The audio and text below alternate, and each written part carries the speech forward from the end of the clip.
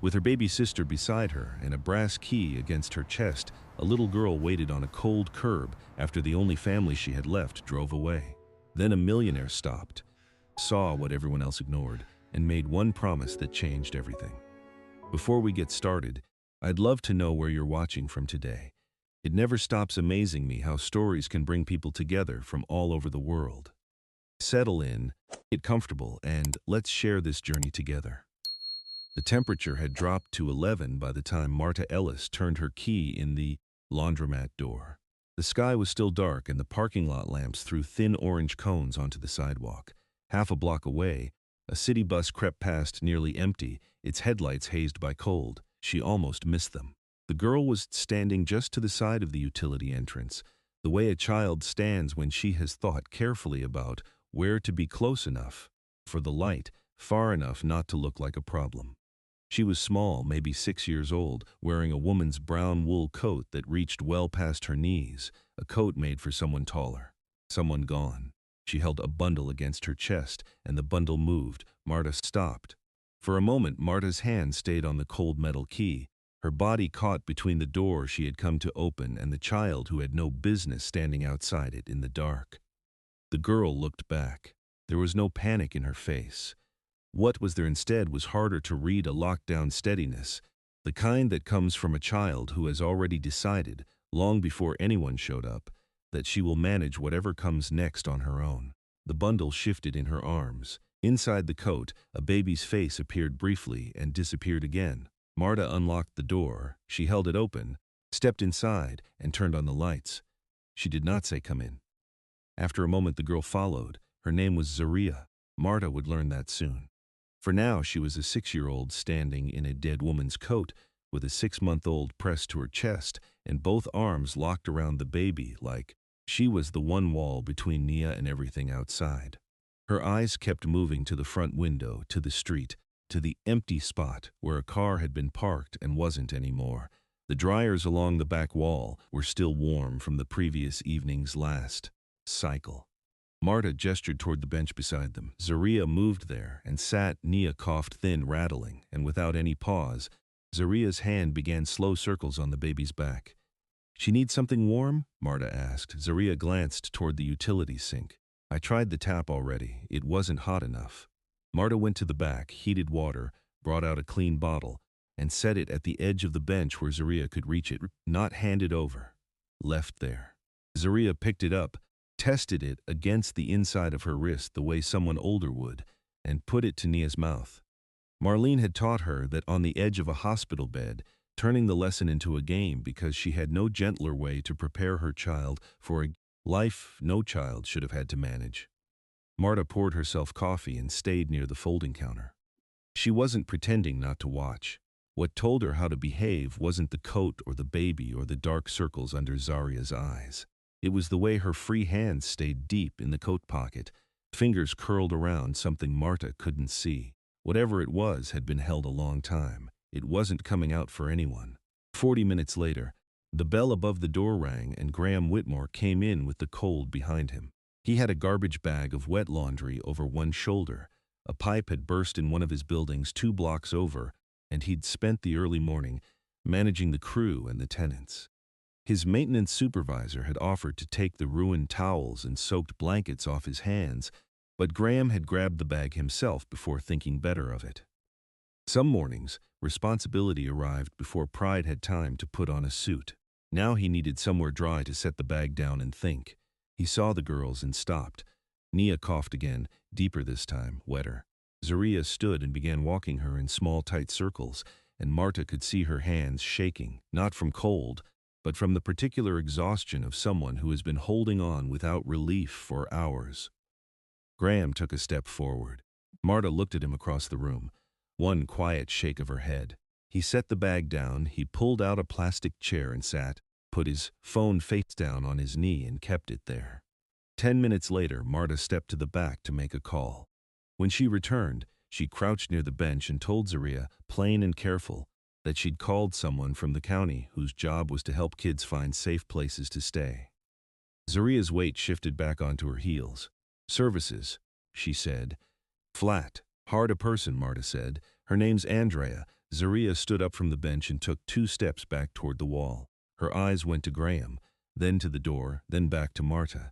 She pulled Nia tighter against her shoulder. Graham kept his hands still on his knees and looked at the floor. When Andrea Fields arrived, she moved carefully. She set her bag down well away from the bench, kept her hands visible and her voice low, and crouched to eye level before she asked the simplest, most useful question she could find. Is the baby okay right now? Zaria's chin came up slightly. She needs the medicine Mama used to ask for, the purple kind. Andrea's expression did not change, but her eyes moved briefly to Nia's small face. We'll have someone medical check her first, she said gently. Then we'll get her whatever is safe. What else does she need tonight? Something in Zaria's face shifted. She had been braced for a different kind of question. She studied Andrea for a long moment. Then she said, we have to stay together, me and Nia. That's the first thing I need you to tell me. Graham's jaw tightened. Marta set her coffee cup down on the counter without a sound. Andrea held Zaria's gaze. I hear you. I'm going to do everything I can to keep you together. Andrea did not dress the promise up as something larger than it was. Zaria seemed to understand that. She gave the smallest possible nod, the kind a child gives when she has learned to accept honesty before comfort, then reached up to adjust Nia's blanket over the baby's face. A few minutes later, Andrea leaned forward gently. Can you tell me where your mother is? Zaria looked down at Nia. Her hand moved inside the coat pocket, and her fingers closed around something small and metal-worn smoothed the way. Only something carried a long time. Gets worn, and she held it there without taking it out. Then she looked up. She died, she said, and Aunt Denise left us here. Harbor House smelled like institutional soap, old carpet, and something underneath both that no amount of mopping fully reached. The intake rooms had been painted a shade of yellow at some point. The chairs were hard plastic. The overhead lights made everyone look like they hadn't slept in 2 days. Zaria sat with Nia in the corner farthest from the door. She had accepted a clean blanket for the baby, a cup of apple juice for herself, and after an on-call nurse checked Nia's breathing and age, a small dose of infant-safe medicine, Louise Grant brought in a paper cup with the instructions written on the side. She turned down the stuffed rabbit from the donation bin and offered to take Nia upstairs to the warmer room, and every attempt by the intake coordinator to hold the baby even briefly. Louise didn't push. 61 years old, 19 of them at Harbor House. She knew that some children needed to be met exactly where they were before they could be moved anywhere else. Andrea conducted the intake methodically. Family background, medical history, known relatives, Marlene Brooks's last address, her doctors, whether she'd held steady work. Zaria answered what she knew and said plainly when she didn't. Her free hand stayed inside the coat pocket the entire time, resting against whatever she kept in there, while she watched the pen move across the form with the focus of someone making sure the record would be accurate. Graham arrived mid-afternoon. He came through the door, still moving at the pace of a man who had already handled 3 things that morning. Jacket collar up, phone in hand, purpose running slightly ahead of him like a long-established habit.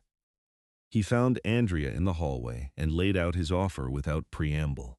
A private pediatric clinic that could see Nia that week, a family attorney he trusted, accommodations significantly better than what Harbor House could provide.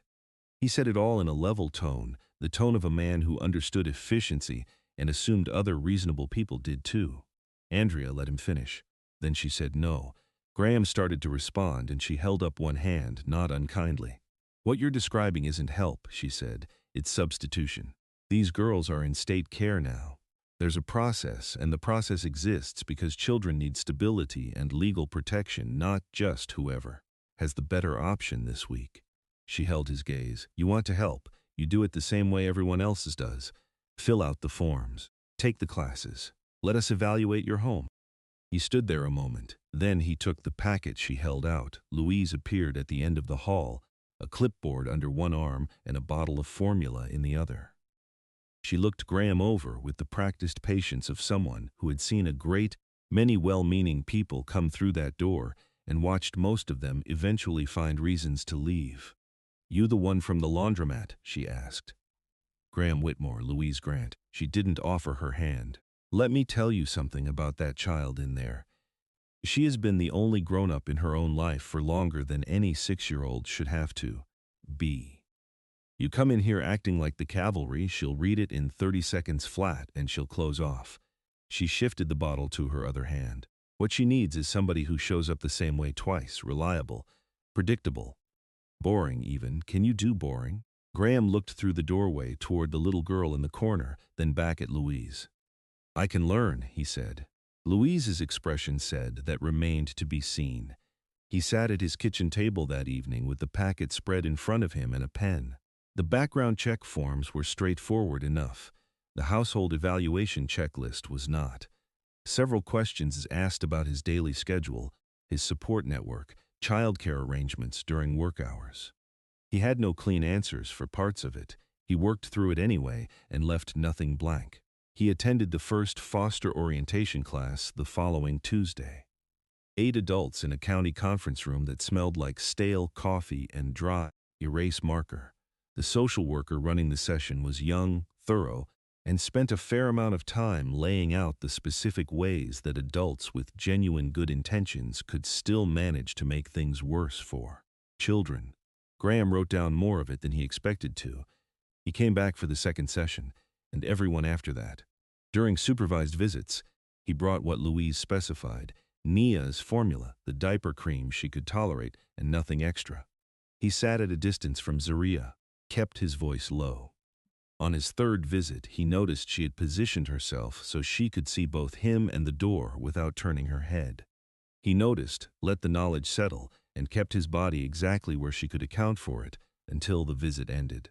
Zaria measured him in small pieces, the distance of his chair, the stillness of his hands, the way he looked toward the door before he looked toward the baby. The brass key stayed in her coat pocket throughout every visit. When she went still, her hand drifted near it, not taking it out, just confirming it was there. Whatever Graham brought with him, patience, formula, punctuality, none of it was what she was measuring, and he was only beginning to understand that. 10 days after intake, Andrea asked to speak with him in the hallway. Her expression carried the particular flatness of someone who had already worked through what they were about to say. Denise Porter has been in contact with our office, she said quietly. She came in voluntarily. She's describing what happened as a temporary reaction to grief. Says she panicked, that it was a mistake, that she's now prepared to step up. Andrea paused. She's formally requesting kinship placement consideration. A muscle moved in Graham's jaw. His eyes went to the common room door. It's not a formal claim yet, Andrea continued, but under state guidelines, kinship placement with a biological relative takes priority over non-family foster care, provided the relative can demonstrate adequate stability and no direct risk to the children. If Denise can assemble a credible enough picture before we establish legal grounds to disqualify her, the girls get sent to her, Graham said, while the investigation is still open. Through the common room door came the sound of Zaria settling Nia down for the evening, the bottle. Warmed first, the blanket tucked second, the little song hummed under her breath, only after Nia stopped coughing. Order was the one kind of safety no adult had managed to take from her. Marta had kept the exterior footage without being asked. She ran the laundromat on a tight margin, and she'd learned years ago that the camera above the utility entrance was worth its monthly fee. Mostly it picked up raccoons and the occasional person testing the back door after hours. She hadn't expected it to catch a car pulling up at 4:47 in the morning, a woman climbing out, 2 small shapes left standing on the sidewalk, and the car pulling away into the dark.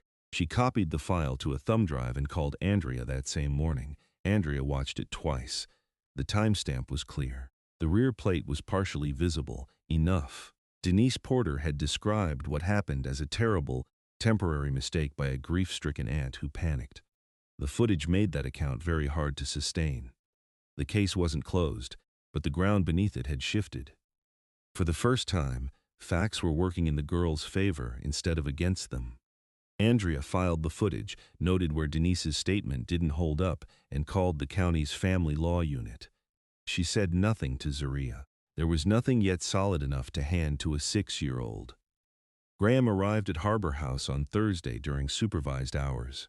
His background check was cleared, His fourth orientation class checked off. He brought what Louise had specified, the same brand of diaper cream, no substitutions, along with formula in the size Nia was already taking. Louise went through the bag and put it on the shelf. Zaria was at the small table near the window with Nia propped against her knee. She looked at Graham when he came in, took him in for a moment, then looked back at the baby. He sat across from them and kept his distance. He asked about the cough and whether it had eased. He asked whether Zaria had eaten breakfast or just the toast. She gave short answers. He didn't push past what she offered, didn't reach for his phone, didn't try to fill the quiet. Midway through the visit, Zaria lifted Nia to her shoulder to burp her. The baby's head rolled to the side and she brought up most of what she'd just eaten directly onto the front of Graham's coat. His hand stopped moving. 2 seconds, maybe 3. Then he exhaled and reached for a burp cloth from the bag. He cleaned the front of his coat with the deliberate attention of someone who had decided this was simply the next thing to handle. He didn't make a performance of not minding. He cleaned it up, set the cloth aside, and brought his attention back to the room. Across the table, Zaria's spoon paused halfway to her mouth. Her eyes moved from the stain on Graham's coat to his face, waiting for the flash of anger she had been trained to expect. The turning point came about an hour in. Louise's knuckle joints had been bothering her for days, worse in the cold, and she'd holding things more carefully than usual. When it was time for Nia's next bottle, she stood with it in her hand a moment too long. "Mr. Whitmore." She nodded toward the chair beside her. "Come sit, support her neck like I showed you." He moved to where she indicated and she placed Nia into the crook of his arm, adjusted the bottle angle once with a brief correction, and stepped back. Zaria didn't object. She tracked his grip on the baby, the position of his arm, whether he was paying attention to when Nia needed to pace herself or just watching the formula go down. Nia drank steadily. Graham counted the tiny pauses in her breathing, adjusted the bottle when she slowed, and let the quiet belong to the baby instead of trying to fill it. After a minute, Zaria reached for her juice cup and took a sip. The tight quality in her shoulders didn't disappear, but it changed, not bracing anymore so much as watching, deciding.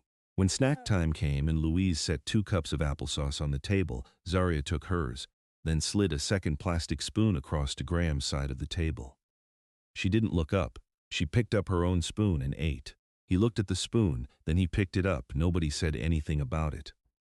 Earlier that morning, Louise had finally gotten permission to wash Marlene's coat. It had taken 3 quiet offers, 1 clean sweatshirt, and a promise that the coat would never leave the building.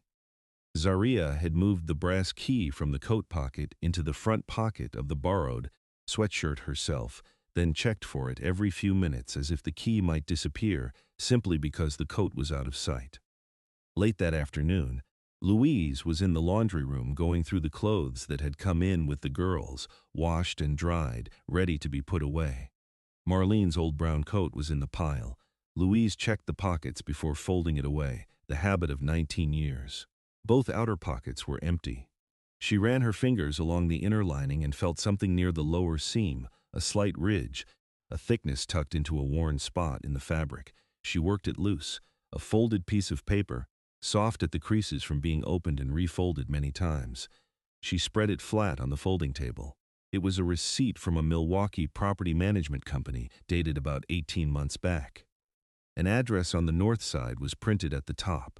Below the company's letterhead, in careful, close handwriting, someone had written, "For the key, when it's safe." Louise read it twice.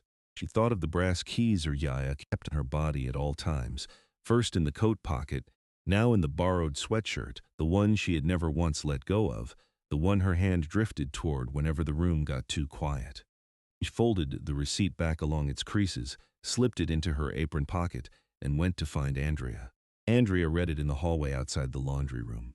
She turned the receipt over, looked at the address. Her expression changed the way it did when what had looked like separate problems started connecting. She told Louise to put the receipt in the case file and not to mention it to Zaria yet. Not until she knew what they were looking at. That evening, Andrea pulled property records on the address. The bungalow on the north side came back, tied to a rent-to-own agreement that had stalled out.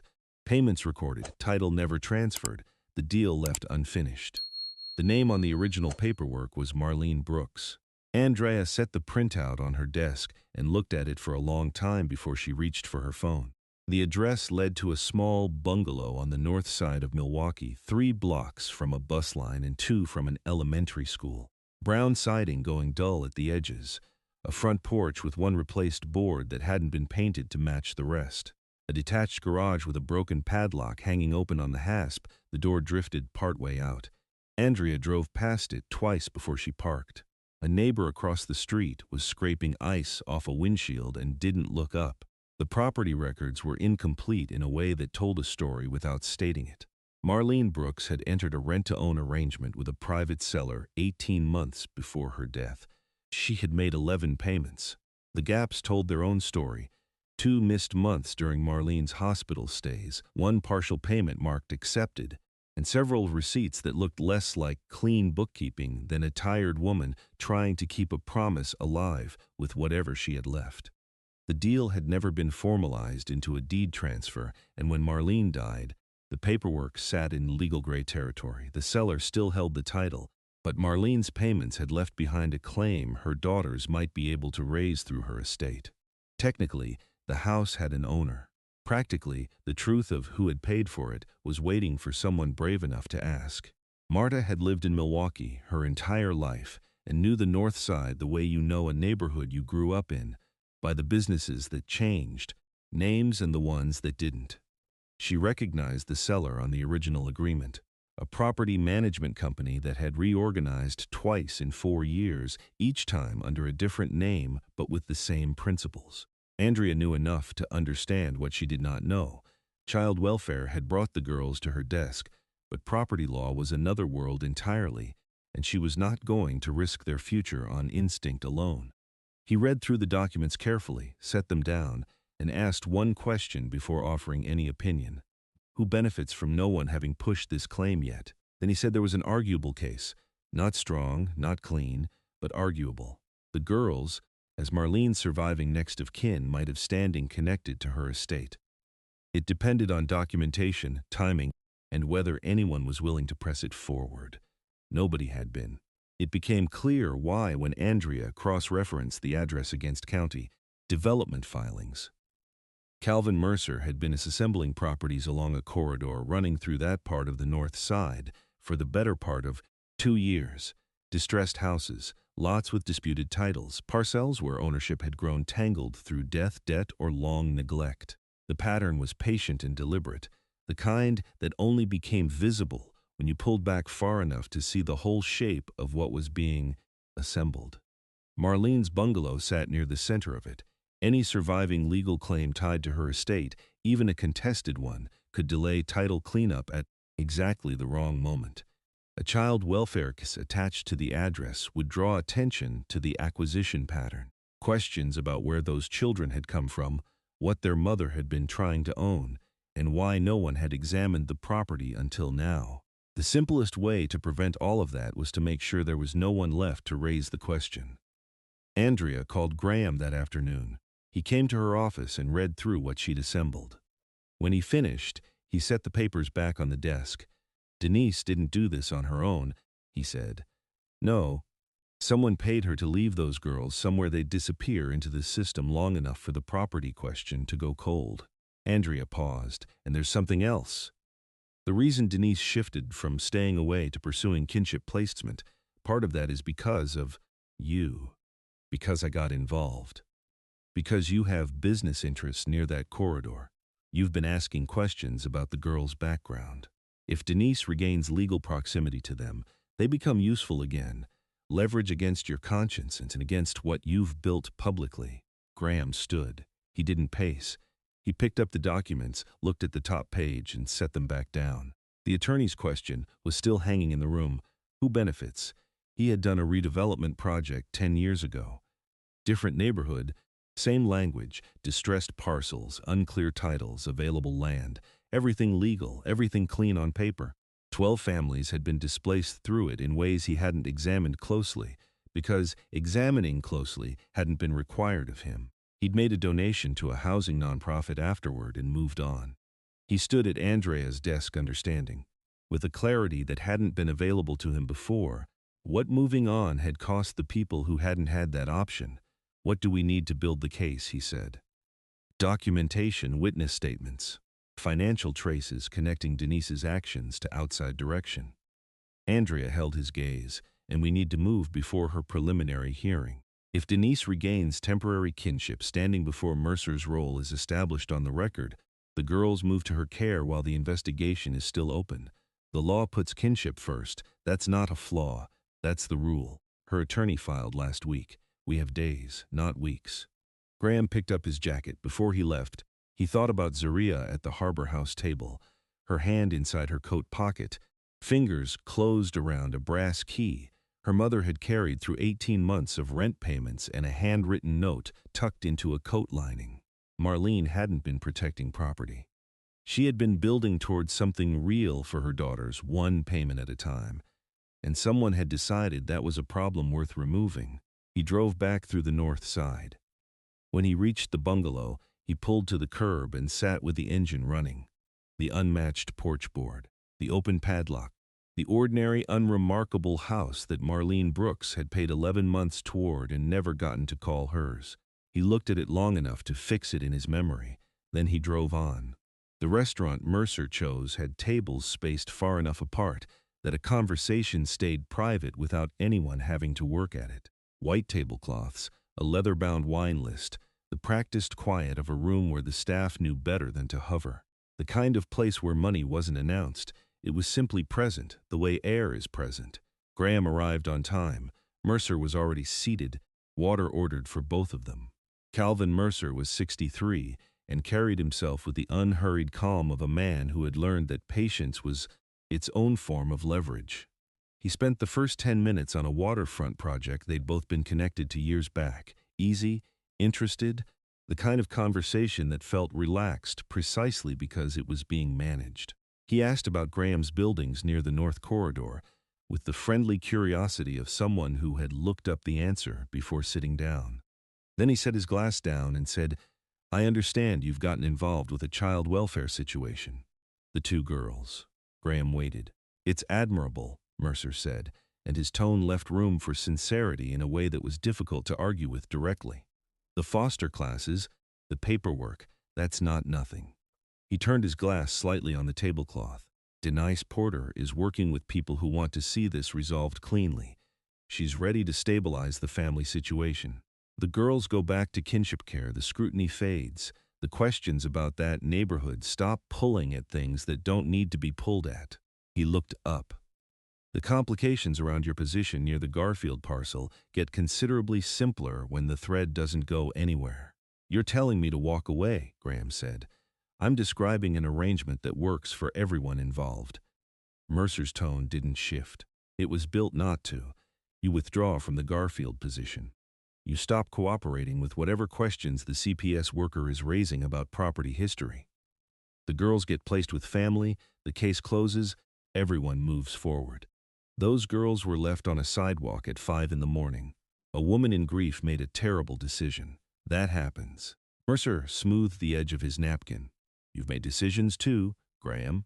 The East Side redevelopment in 2014, 12 families displaced. Every instrument legal, everything processed correctly." He let that sit. "Consider how that reads next to photographs of you attending foster care orientation.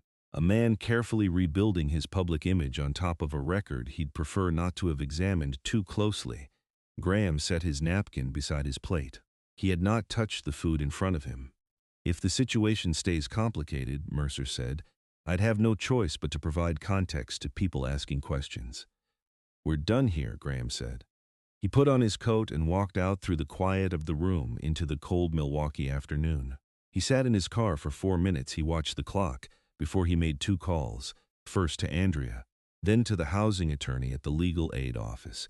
He gave both of them the full shape of what Mercer had said, including the 2014 redevelopment, because they were going to find it either way, and he wanted it to come from him first.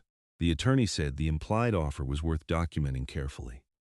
Andrea said she'd note it in the case record and bring in a colleague who handled cases where child welfare and financial coercion overlapped.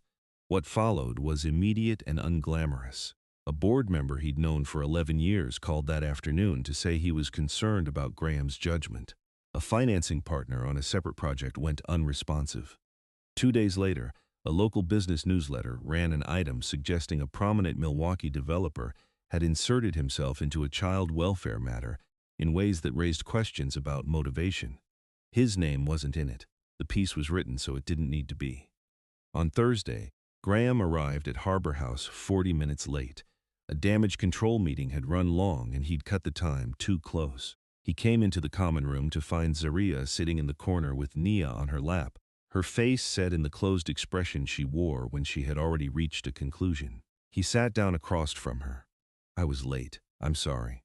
Zaria moved Nia to her other knee and straightened the baby's sock, which was fine as it was. He stayed the remaining 20 minutes without trying to explain the meeting or recover lost ground through words. He was simply there, steady under the full weight of her withdrawal. When Louise signaled the end of the hour, he said goodbye and left. He came back Tuesday, same time. Not late. Zaria was in the same chair. She didn't look up when he came in. But after a few minutes, she placed Nia's soft fabric block at the edge of the table, and when the baby knocked it into the space between them, Zaria left it there rather than retrieving it herself. Graham reached over and handed it back to Nia. Zaria watched him do it.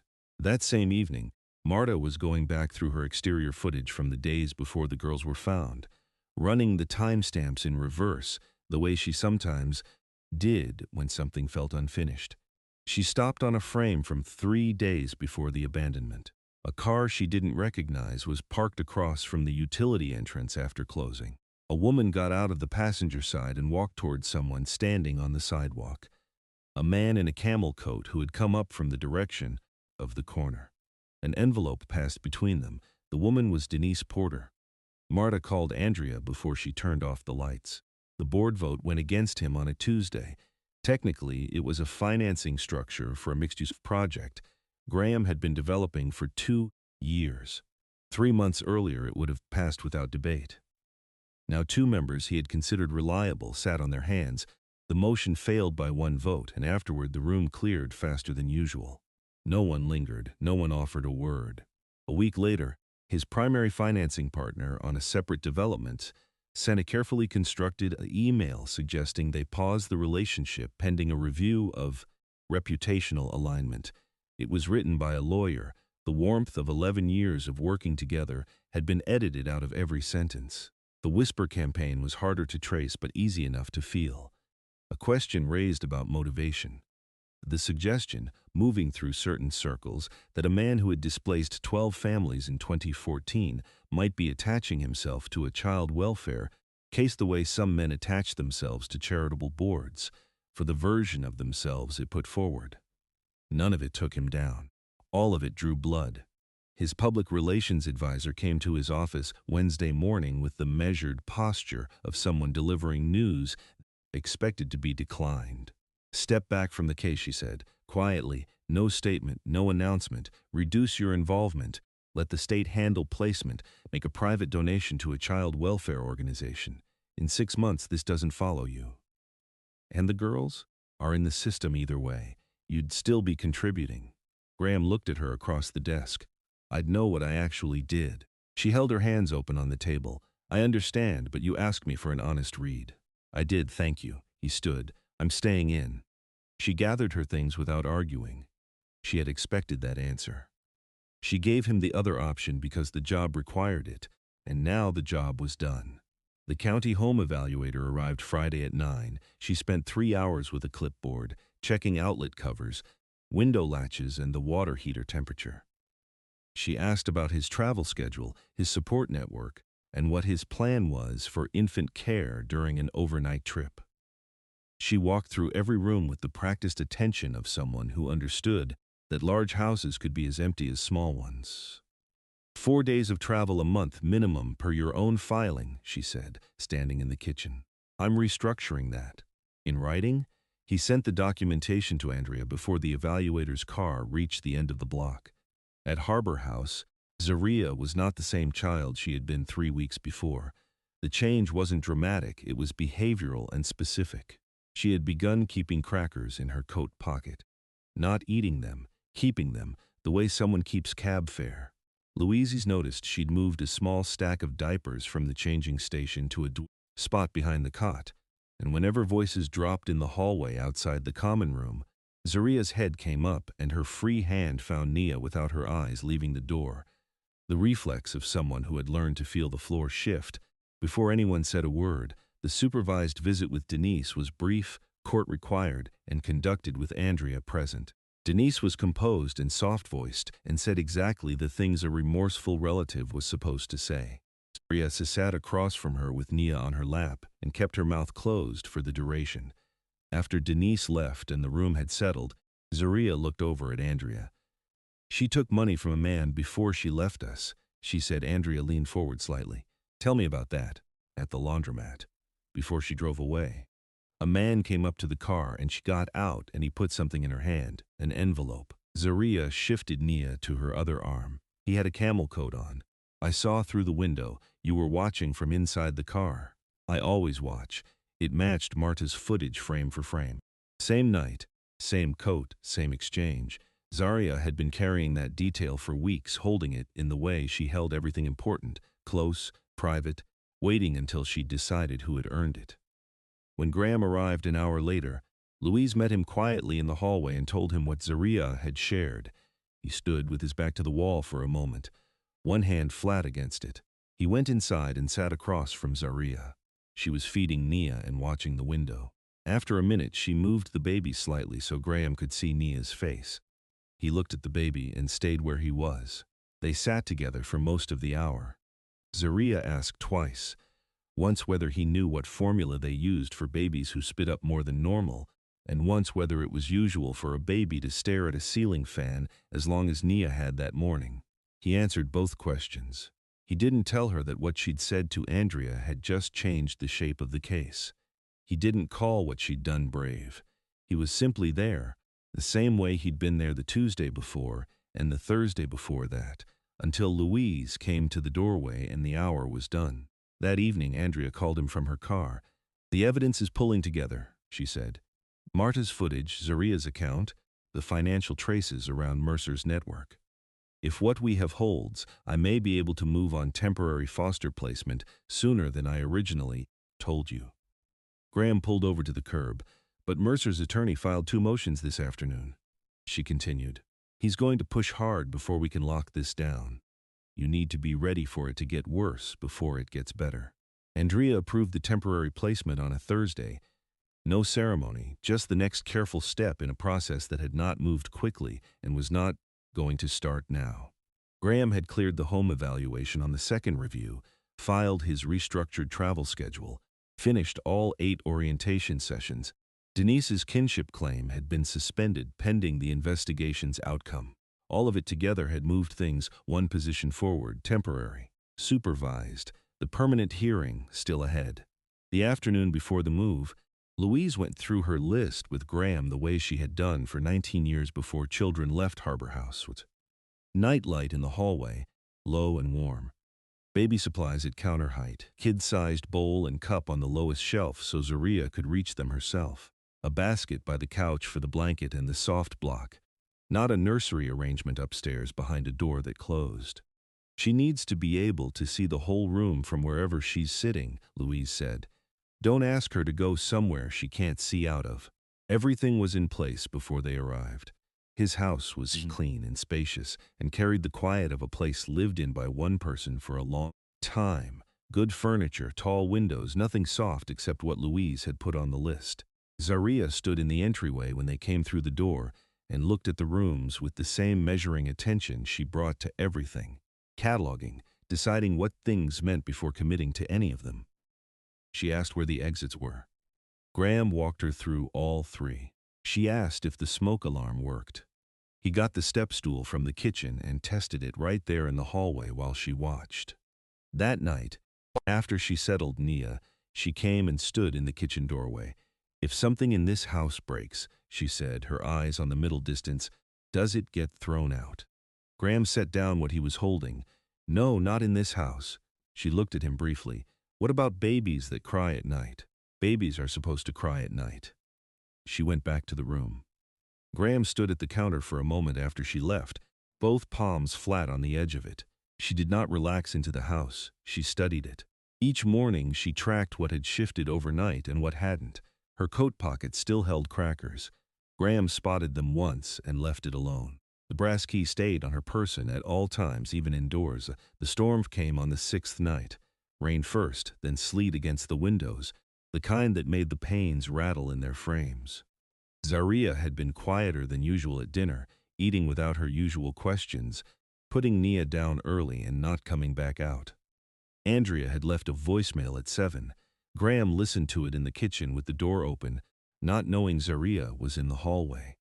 The message was careful and professional. It mentioned an accelerated hearing date in the same breath as a review of placement options. Routine language. But Zaria had learned early what options meant. Adults rearranging something over her head before she could do anything about it. Denise had used a word like that once, standing beside the car with her purse clutched too tightly, saying they were figuring out options, while Zaria sat in the back seat with Nia and watched the streetlights slide across the window.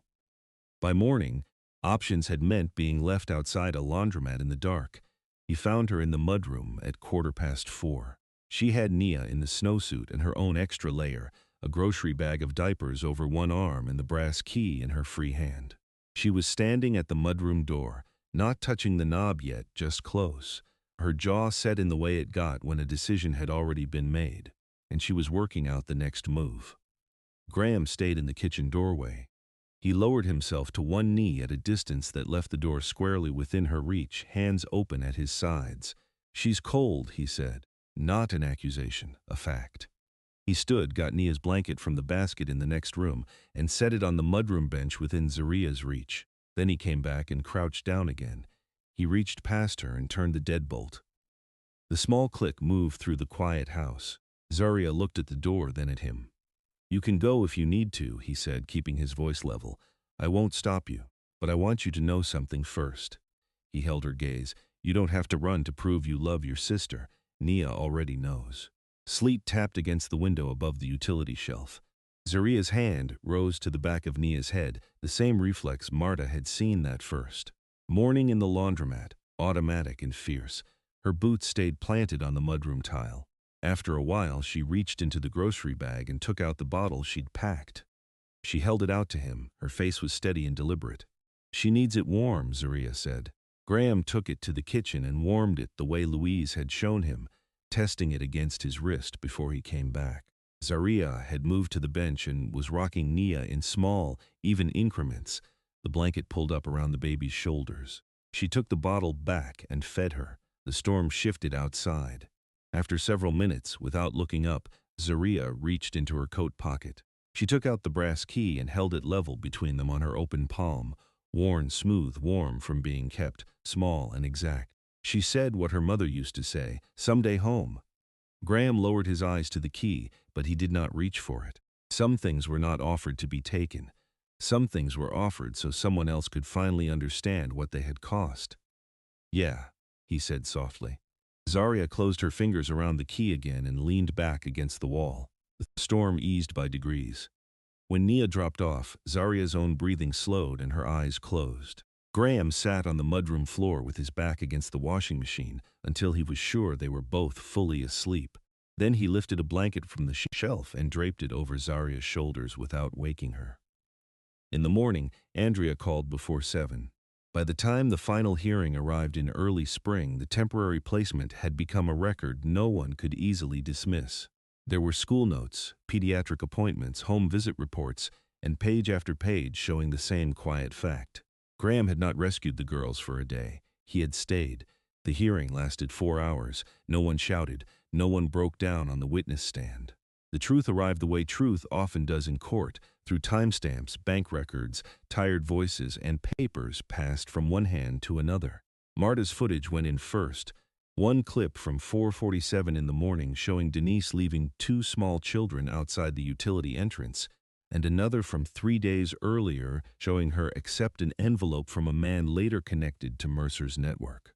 Zaria's recorded account matched it in every particular. Financial records showed wire transfers into Denise's account on 2 separate occasions. Once before the girls were left outside, once the week she filed for kinship placement. Denise's attorney made 2 motions and withdrew them both before noon. Mercer wasn't in the courtroom, his name was in the public record now, and the corridor deal that had depended on keeping Marlene's loose property claim invisible was stalled. His financing partners had grown cautious. Being named plainly in a formal proceeding, even without a criminal charge, was its own kind of consequence for a man who had always worked in the space between what could be seen and what couldn't.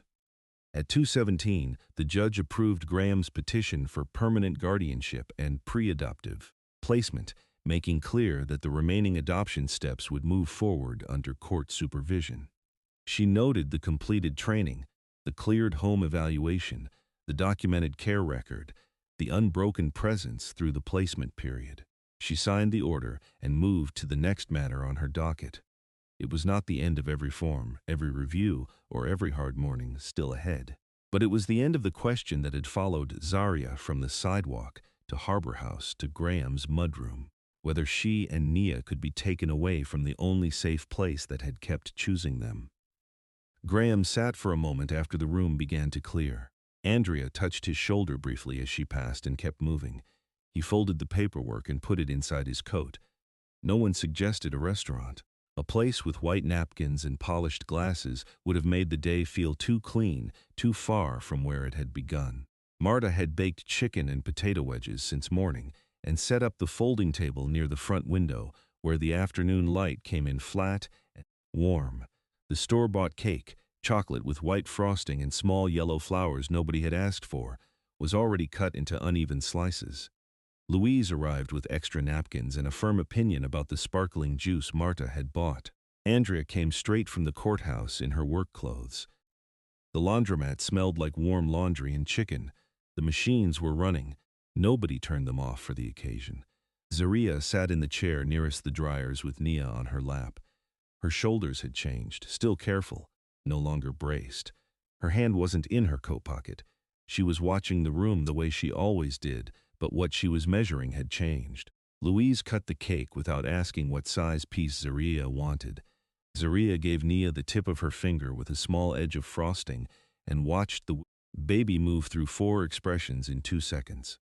At some point, Zaria looked around the room, at Louise and Andrea still debating the juice with the particular energy of people talking about something else, at Marta refilling cups before anyone asked, at Graham by the window with a paper plate, his thumb pressing a slow circle on its edge, saying nothing and said it plainly. "This is where you found us." "Yes," Marta said. Zaria looked at the utility sink, looked at the bench beside the dryers where she'd sat that first morning with Nia against her chest. She held her eyes on it long enough, and then she looked back at the baby and finished her cake. At home that evening, Graham brought her to the front hallway and showed her what he'd put up by the door. A simple wooden shelf with 2 iron hooks underneath, his house key on the left. The right hook empty. He'd installed it 2 days ago and left it that way on purpose. "The right one's for your mom's key," he said. He kept his eyes on the hooks, not on her. "You don't have to use it. The shelf stays either way." He paused over the next part. "You don't have to make this place the beginning. The story didn't start here. And I'm not asking that key to stop meaning your mother," he added. "I'm only making room for it here." Zaria reached into the pocket of the coat she still carried more often than wore. She had carried the brass key since the morning Denise drove away, through the cold outside this same laundromat, through Harbor House, through supervised hours in the storm-dark mudroom, and every ordinary morning since. It was worn smooth from being held. It was warm.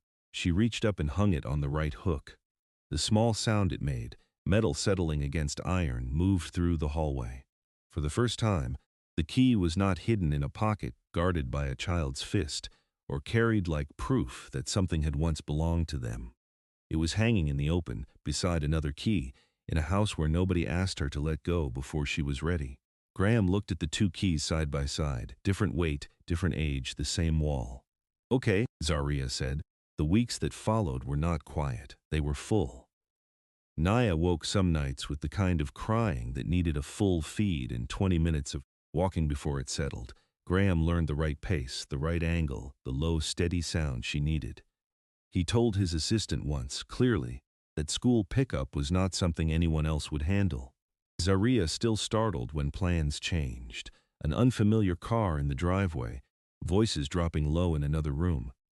Her body registered those things the way it had been trained to, and that training wasn't going to undo itself quickly. They had time for it. She no longer kept food under her pillow. She sat at 3 places at the table each morning without pausing, as if that number had always been what it was. She returned Nia's soft block to the basket by the couch, the way you put something back where it belongs. And when she passed the front door, she touched both keys, not every time, often enough. His first, then her mother's, the tips of her fingers to each one in turn, the way you touch something to confirm it's still there, or to say that it should be. That night, Zaria went to bed without the grocery bag. She left her coat on the hook. She left the crackers on the kitchen shelf. She lay down, pulled the blanket up, and closed her eyes.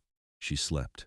And down the hall, 2 keys rested by the door, one for the home her mother had tried to build, and one for the home that had finally opened.